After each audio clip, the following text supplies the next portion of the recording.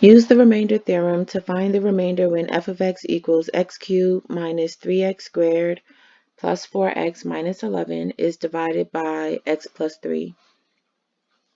So first I need to take my divisor, which is x plus 3, and set it equal to 0 and solve to find out what x is. In this case, x is negative 3. So the remainder theorem says that I should be able to substitute negative 3 in for x. That means every time I see an x, I'm going to insert a negative 3, and that should tell me the remainder without having to do all of the division. So when I do f of negative 3, that would be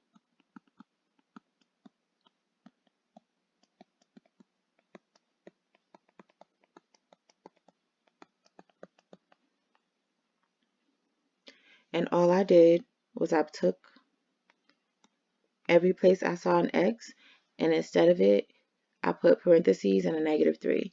I can just insert this into my calculator, making sure I use my parentheses.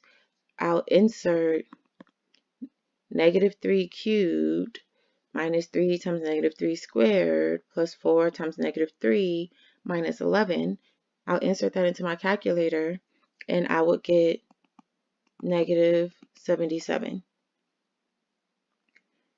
That means that my remainder is negative 77, which can be written as negative 77 divided by x plus 3.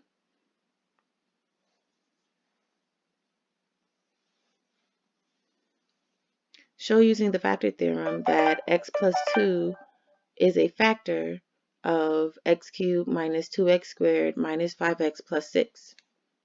Well, I'm going to use the remainder theorem again, and this time, if I get a remainder other than 0, that'll mean that my divisor, x plus 2, is not a factor of x cubed minus 2x squared minus 5x plus 6.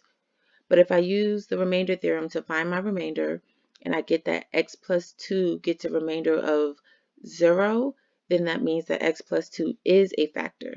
So if the remainder is 0, x plus 2 is a factor. If the remainder is not 0, x plus 2 is not a factor. I could use division, and I could do all of the work for division and then still get to my remainder. But since I'm trying to figure out the remainder and not the actual quotient, I don't need to do all of that work. So I'm going to take x cubed minus 2x squared minus 5x plus 6, and I'm going to substitute in negative 2, because again, you take this, you set it equal to 0 and solve, and you get that x in this case is negative 2. So I'm going to have negative 2 cubed minus 2 times negative 2 squared minus 5 times negative 2 plus 6. And I'll just insert that into my calculator, again making sure that I use my parentheses, and I'll get a remainder of 0. Since the remainder is 0, that means that x plus 2 is a factor of x cubed minus 2x squared minus 5x plus 6.